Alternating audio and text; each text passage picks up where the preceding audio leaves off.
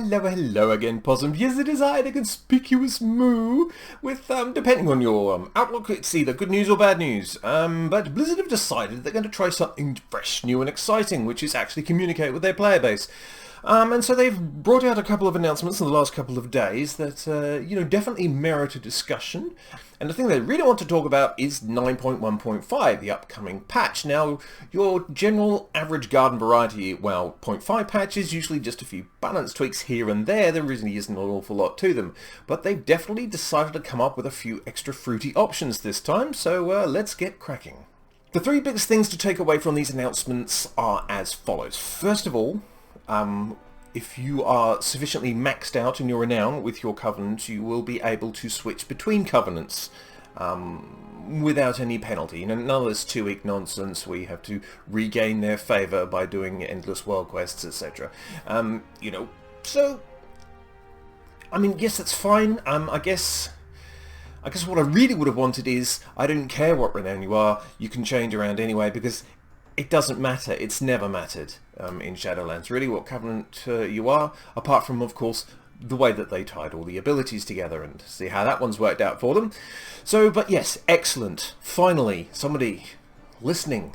And it's clear from the message that this isn't, we just found out that this might be a problem. They actually have been listening to the feedback. They've just put it into a large brown sack and thrown it in the corner.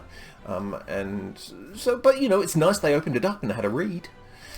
Second one is Conduit energy is gone. Hallelujah.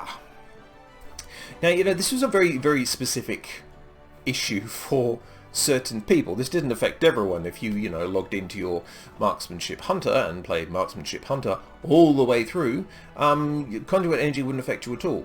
However, if you were on one character, for example, which is a monk, for example, and you had a Brewmaster spec, for example, and then you had settings for Windwalker, for dungeons, Mythic Plus, and then for raids, for example, and then, you did some Mistweaving as well. You did Raid Mistweaving and Mythic Plus Mistweaving, for example. That means you'd have to fit like 5 different builds into 3 soulbinds, which, wasn't terribly good, so you needed to switch conduits out. And this is where the genius of Conduit energy arrived. Basically, you got 10 charges, and I think you got 1 recharge every 24 hours, and basically every time you swapped out one of your conduits to switch to the configuration you needed for the content you were doing, it will cost you 1 conduit energy. And so, that's mildly inconvenient to do that anyway, but that's the system that they came up with in the first place. But of course, if you have 5, and you're trying to fit it into 3 soulbinds, then you run out of conduit energy extraordinarily quick, and then all of a sudden, you'd really like to come along and help and be at your best, but you can't, because there's a system in place that for some reason just restricts you from making the changes. It was the stupidest thing imaginable. It was a solution to a problem that didn't exist in the first place, and it was stoutly defended, and I'm glad it's gone. Thank you very much. The third, and it is definitely 3 of 3 this one, but it does include a lot of skips for content that you've already done. So for example, if you have done the more introductory quests, you'll have the option to skip them on alts. Alts wasn't really that big a problem for me. I got a couple up, but they got deleted quickly because they weren't monks. Monks are awesome. So that is convenient, because anything in the more is by definition rubbish. So, the ability to skip that and just keep on going is great. They're also giving us the ability to skip the Covenant campaign on alts if you've completed that campaign. So, if you've gone all the way through Revendreth and you find out that, your Arms Warrior also needs Revendreth, you don't have to go through the whole storyline again, which is great. And they had some other stuff as well. So that they have this. So they're going to do some talent and ability tuning, specifically around class Covenant abilities, soulbinds, and conduits. So yes, I mean, that's the sort of thing we expect from a 0.5 patch. Anyway, do I believe they can balance it? No. But by all means, give it a red hot go. My issue is more with the actual class designs themselves, and certainly there's plenty of issues with monks at the moment. But they're still tweaking with all of the little systemy things, and they're not actually getting to the guts of it. Which is, if you're not enjoying the character that you're playing, it doesn't matter what you do with your Covenant class abilities, soulbinds, and conduits, because we won't be logging on. Anyway, there are some new character customizations for Nightborn and Lightforged Draenei. I think it was about 7 months ago, I saw an actual real player who was playing a Lightforged Draenei. So, apparently Lightforged Draenei still exist, and they will be getting additional customizations. All 4 people who play Lightforged Draenei. I'll be very excited by that news. Going on with their new core values and ethics that they've always had but didn't really adhere to, now they're going to continue to remove, some of the more troublesome references to naughty people who have been naughty and been let go or have left. I think Macquarie and Argus is an obvious target. They did something with an Overwatch character, but... so yeah, I mean, fine. If that makes them feel better, it doesn't make any difference. Then they go into, so we're going to have more transparency in the reporting system, so I guess they're going to give you more details on what your report actually did when you write report clicked. And greater penalties for people who are being disruptive. This all sounds great, but it all sounds very much like they're not actually changing the way that the reporting system goes. And the quality of the enforcement in World of Warcraft is pretty poor. That's why you have lots of people being disruptive all over your game. So by all means, up the penalties, but it's not going to make any difference unless you actually enforce it. Allied race unlocks are going to be easier with removal of dungeon requirements. Fine. I'm not invested in allied races at all, so I mean I'm sure that's useful to somebody out there, and if you find that good, then I'm happy for you. Transmog linking, this is brilliant. This is a great idea. This is something they should have done, when Transmog was first implemented. It's a great thought that's entered somebody's head, possibly during a big meeting, sort of say, what are we going to do with this game now? Yeah, that's great, because, that's a kind of a way of community connection, because, someone can walk past and you go, that Transmog is awesome. And they should be able just to, link you how it all came together. So, yes, Transmog is, endgame for a lot of players, so, yeah, great idea. They're going to smooth out the alt leveling process. They say every expansion is alt friendly, but Shadowlands hasn't really stood out as alt friendly in many ways. So yeah, they're going to add a little bit more access for alts and make it easier for you to level them up. BFA becomes legacy loot. Well, yes, BFA, what a legacy that was. Basically, this just means that you could run old BFA raids and you'll get the same amount of loot as you did if you were running it as a 10 or a 20 man, so probably well overdue. And they did confirm Classic Fresh, so that's nice. They didn't give us any details, and I believe the second phase of Burning Crusade is coming on September the 15th, something like that, so a couple of weeks away. So yeah, I mean, there's a lot of news here. And quite a lot of it is good. I mean, it's definitely moving in the right direction. So let's have a larger discussion about what all of this means. Well, one of the things that struck me most of all is this is a quality of life patch. This is removing some of the restrictive design upon the freedom of players to make decisions that has been in place for a very long time. And while it is way, way, way overdue, and some of the issues with Covenants were brought up in beta, in alpha, I think I made a couple of videos on it as well, it is great to see that finally, they have, pulled that feedback out of the old brown bag in the corner, and are starting to action on this. A lot of these changes do have the stamp of a new set of leadership in Blizzard Entertainment who are more interested in retaining their player base and not annoying them, as opposed to like putting in restrictive things and they all sort of lead to Final Fantasy XIV and don't come back. They do acknowledge that a lot of these changes that have been listed here for 9.1.5 have been asked for a long time. They go into a reason as to why they did the whole government stuck thing, but it doesn't really hold much water. They don't acknowledge that it was the wrong choice in the first place. They think they're talking something about immersion. It was just annoying. It was annoying. Well, now that the story's progressed, we think this makes more sense. And I say, well, Covenants were never adversarial in the first place. There was no reason for this. You must earn our respect. You're all one team together. Use different flavors. But anyway, don't care. You're fixing it, so that's fine. I can see that there has been a lot of frustration at the messaging here, because there's a lot of people that feel that this 9.1.5 is really 9.0. This is what 9.0 should have been.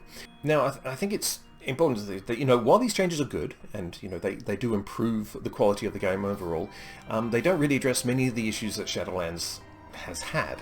For example, the story. I mean, I don't care anymore. The anima grind was never much fun. It's still there. You know, they're talking about balance again and balancing things up, but you know, if you've had a look at the breakdown of covenants by class and spec, you know how the balance thing has been going. You know, the world is still, you know, empty apart from world quests. There's not a lot of interaction there. The AoE cap is still a thing. Class design untouched, as I mentioned before. Torghast, Core and the Maw are still dreadfully dull. It's absolutely rotten content, so you know, none of that is affected by these changes. I mean, the intent is obviously there, that they want to get as many players back as they can, and I think releasing some of the shackles that they put on them before, when they thought that, you know, they'll never leave. Oh. Now they're trying to get them back again. I get that, you know, but it is probably too late. I think the horse is not only bolted, it's in another state and it's winning the Melbourne Cup at this point. And a lot of the response to these messages has been absolutely furious. You know, there are a lot of people who are still going through, you know, relationship counselling in terms of their relationship with Blizzard Entertainment at the moment, in light of the allegations and just the general poor quality of the game. To me, I want to take a more optimistic view and say that, you know, it does seem like a genuine attempt to try and course correct. So for me, it's just been carried out by people who, you know, haven't done an awful lot of communicating with the player base for a while, and, you know, are still allergic to acknowledging error for anything they've done. It kind of reminds me of like an awkward dad who, you know, is trying to reconnect with a son he hasn't interacted with for 5 years. By promising things, you know, all the great things that are going to come, or what we're all going to do, and the stuff that he should have been doing in those 5 years. Now, I've absolutely no doubt that Mike and Jen, the new co-leader team, have been told by the higher-ups to fix World of Warcraft at any cost. You know, just try and plug the holes in the sinking ship before it crashes down beneath the waves. But, you know, another part will be, you know, they'll look at sort of a collapse in revenue, apart from the whales who will never leave and the player base loss, and they'll say, oh my god, we need to fix this quickly. So there is a lot from this message which is going to have a lot of that in the background. But, you know, I think there is a third part to this, which is like a genuine attempt to try and make World of Warcraft a better game, and I think, you know, we got to take this message at that value, because a better World of Warcraft is a better for all players in the MMO sphere. I mean, we are being pretty nicely treated right now because we have a lot of very decent MMOs already in place, one that definitely needs a lot of work, and then we've got some more coming along the way, so it's a great time to be a player in an MMO sphere.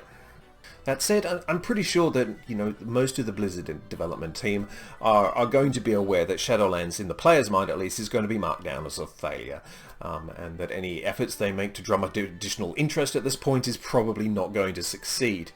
But, you know, if they treat it as if, you know, they're going into 10.0, because there will be a 10.0, they still make a lot of money off this game, this is a great time to start ringing the changes before your new expansion arrives. So by all means, you know, make an additional raid and wrap up a story that nobody cares about, but at the same time, you know, start changing your entire focus and design philosophy into a World of Warcraft that people actually want to play. So this is a good time to be starting to do that, and I think this message might be the beginning of them starting to, you know, just gain a little more traction with their player base, listen to them a little bit more when they say they don't like things, because now they've got competition. Now, one person who was very quiet on the subject of all of these changes is, of course, the person who's most responsible for putting most of these restrictions in place in the first instance. Hazzikostas, Watcher, has returned from his slumber on Twitter. He's done a couple of Twitter posts because they're looking at removing the anima cap and possibly finding ways to make anima more useful, like, you know, being able to trade it to your alts. You know, there's no mentioning about how dull it is to actually acquire anima in the first place, how unfun it is just in general, and, you know, all the other problems associated with it. So, you know, it's kind of like putting the bacon slices into a shit sandwich. I mean, yeah, it'll taste a little better, but you're still going to get that fresh poo taste. But it must also sting a bit to know that, you know, everything in this announcement is like a direct rejection of your entire design philosophy for Shadowlands. There's no more point defending Conduit energy. God, the rigidity in covenants is going away now. So but he's still in that role. So he's presided now over 2 car crash expansions in a row, and hopefully someone has a leash on this guy and is saying, you know what, when we come to 10.0, maybe we should just cut down on restrictive, complexity-laden systems that we can't possibly balance. Maybe. Give it a thought, Ian. On a personal level, does this announcement change anything? No. I won't be logging back onto my monk, because frankly, a lot of my time has been taken up by 2 better MMOs than World of Warcraft right now. Quality of life changes are very nice, but it's months overdue, and fairly meaningless because I've been gone for months myself. So, there is, as I mentioned earlier, there is an awful lot of poor quality, repetitive, and badly designed content in Shadowlands that hasn't gone away. It's still there. And making it easier to access said crap content is not really much of a plus for me. But that said, I appreciate that they are really trying to make the game better for everybody. So, and this could be the beginning of a renaissance, if you are hopelessly optimistic about these things. But they've still got a lot of work to do. If you take a look at the comment section on any of these messages, you'll be swiftly overwhelmed with all of the negative chi that is coming out of them. A lot of people spamming expel harm. There's a lot of poison being spat about at Blizzard at the moment, so no matter what they do, it's being heavily criticised. Because, players are still justifiably angry with Blizzard on several fronts. It's not just the quality of the game anymore that they're upset about. So, they will have a lot more work to do in order to get the exiles back. We may have already crossed that point already. So, good luck, Mike and Jen. You've got a bit of work ahead of you there. And that's enough from me for now.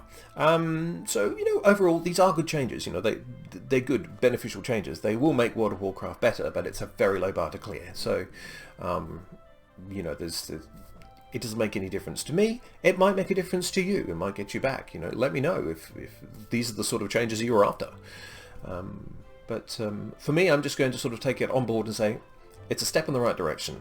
Keep stepping that direction. Don't fall off a cliff. Anyway, I will see you again very, very soon, but until then, I am the Conspicuous Moo, and a very, very good evening to you.